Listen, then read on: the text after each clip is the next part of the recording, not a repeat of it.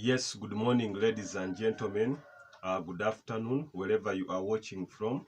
Welcome back to the Izekson Hamidu YouTube channel, where we give analysis on the different sporting events that are taking place.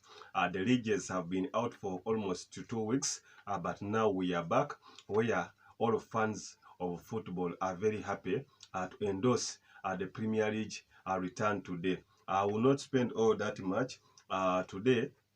We have many games that are taking place, and that's where the Sports Encyclopedia would like to give analysis on. At 2:30, we have a game that is Wolves against Liverpool. This Wolves side has been quite shaky.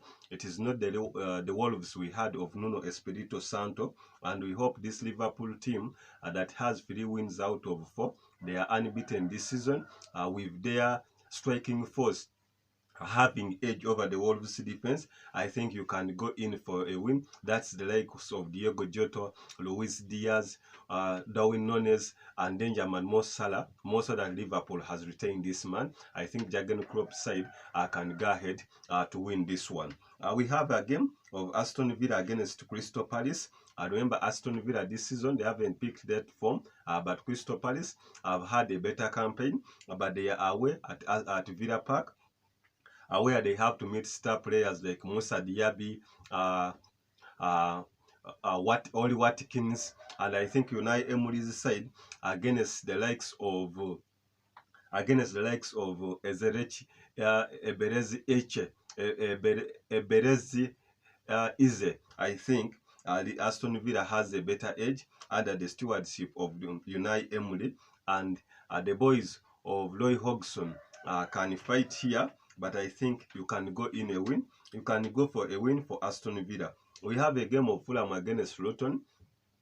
The more we have games, the more Luton is losing confidence. They have lost all the games ever since they were promoted from the championship. And the Fulham is not the Fulham that we had of last season, but still they are hard to break. I think they can go ahead to win this game, more so when they are at home. We have the biggest game. This is Manchester United against Brighton. Brighton last season came at Old Trafford and they won this game. However, Manchester United had to pay back in the FA semi-final when they ejected Brighton in the semi-finals. I think the likes of Kaulo Mitoma, Evans, Ferguson, Match, they are having such a good campaign. They have played 4, they have lost 1, they have 9 points. They are good. Their style of play under the Zabi, which is attacking, is good. Manchester United are somehow struggling. They have lost 2 games. They have won 2. Marcus Rashford, their best player last season, hasn't gotten all that form. He has only 1 goal out of 4. Bruno Fernandes, the captain, is also not on form, and even Casemiro is also not on form. So I hope other pundits had given this game Brighton to win it like 3-2, but I think Manchester United as a big team, they will have to fight hard. So for any over, you can go for it, 3 goals and above. Uh, uh, Besides that, also, players like Jordan Sancho won't be in the game after they had issues with the coach, and he was forced to delete the Twitter post that he had put on his social media handle. So he has been made to train alone, so he's not part of the team. I will be missing out the likes of Anthony over his issues of violence against his former girlfriend, so won't be around. We have Tottenham against Sheffield.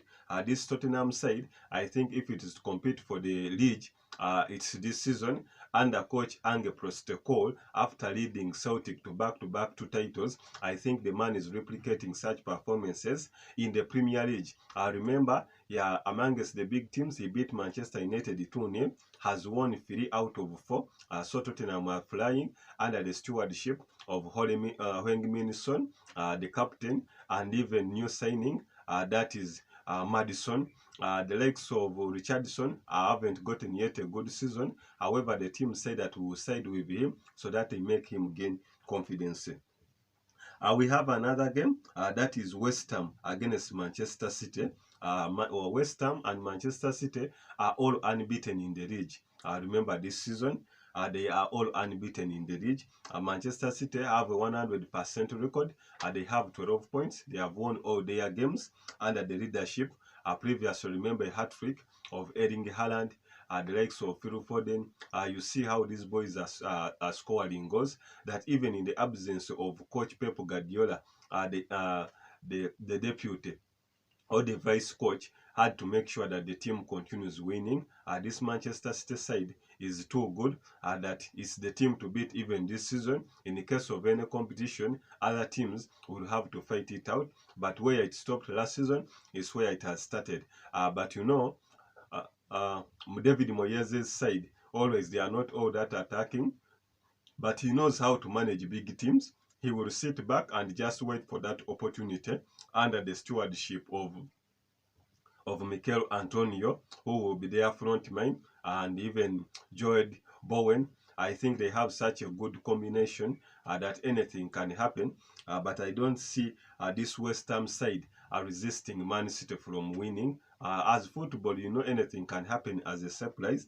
But on my side, and even other pundits, had given it 2-1, but you can even go ahead to give it 2-0 to either to Manchester City, or even 3-1. So Manchester City have the edge over West Ham. So today, I think West Ham may have their first defeat of the season, despite of them having such a good campaign. And after releasing Starman or former captain Declan Rice, we haven't felt all that the gap, that even in his absence, the team has improved. But I think this Manchester City side is quite a good team that can't be stopped by Manchester City. If it is to lose, it's quite a good side, Manchester City, that can't be stopped by this West Ham. If Manchester City is to lose, maybe it will lose in the future. Not now, maybe to teams like Arsenal, to teams like Liverpool, or even the Manchester Derby. That's how I expect it to be. We have another game, that is Newcastle against Brentford. Last season, Newcastle put 5 goals past Brentford. You remember that time, the likes of Alexander Isak, Miguel Almiron, Joe Wington, they are all that on form, the Trippiers, etc. They have a new signing from AC Milan, that is Tonoli, which has impacted the midfield. But remember, this season they are not all that on form. Out of the 4 games, they won their first game, that it was 5-1. However, the following 3 games, they have lost them. So they are quite losing momentum. So if Eddie Howe's side are to bounce back, it will be this time against Team Sheffield, that haven't also gotten a good start, that ever since they were promoted, things haven't been going on well. So you can watch out for that, and you give against Brentford. Brentford, I can intervene there. They have also had a good season previously, and this season they haven't lost. But I think Newcastle can go ahead and win this game, despite Brentford having numerous draws. But I think this time they may lose against Newcastle, if Newcastle is to put a statement this season. So the likes of Alexander Isak may shine in this one. We have another game, that is Chelsea Bournemouth. Chelsea are playing very well. The likes of Enzo Fernandez in the midfield are displaying the football. The likes of Noni Madueke, the likes of Jackson, but are failing to get that last touch to score. So they are going to be facing Dominic Solanke's side, a former Chelsea star, who I expect that can put pressure on the Chelsea side. Chelsea defense that is lacking the likes of Richard James, that is the captain. But I think if Chelsea are to bounce back under the leadership of Raheem Sterling, he has to show his potential, and even others, they have to beat this Bournemouth. So you can go for it and you give it Chelsea a 2-0. Others had given it 1-1, but I see Chelsea having a better edge over Bournemouth. Our other game on Sunday will be Everton against the Arsenal. I think this is quite a very competitive game. I remember when Sean Dyche was given a job last year, he had to beat this Arsenal 1-0. Maybe history can repeat itself.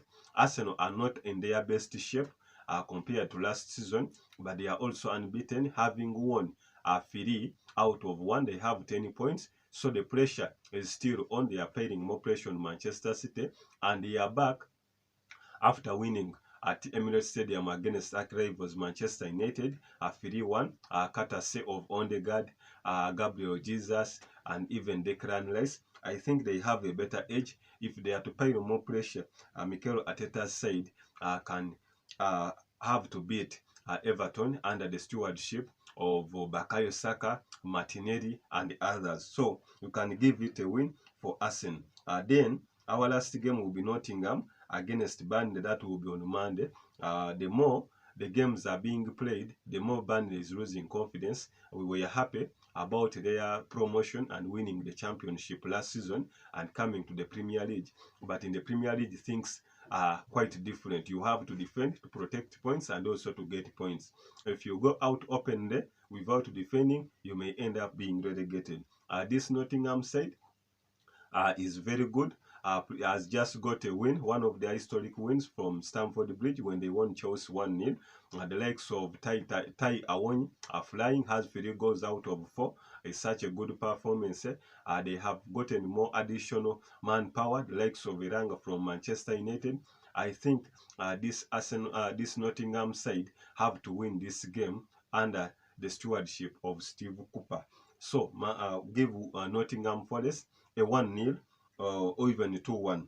So those are the Premier League games that will be played in this weekend from today until Monday. So in other leagues, I will just give out a small stint. That is Real Madrid, you can give it a win. Barcelona, you can give it a win. RB Leipzig, PSV and Eindhoven, you can give it a Celtic and Glasgow. For those that would like to advertise with us, you can communicate to me on 0702 9705 72. Follow, like, comment, share. Tell friends that the Sports Encyclopedia is in the building. Thanks for watching. I'm out for now.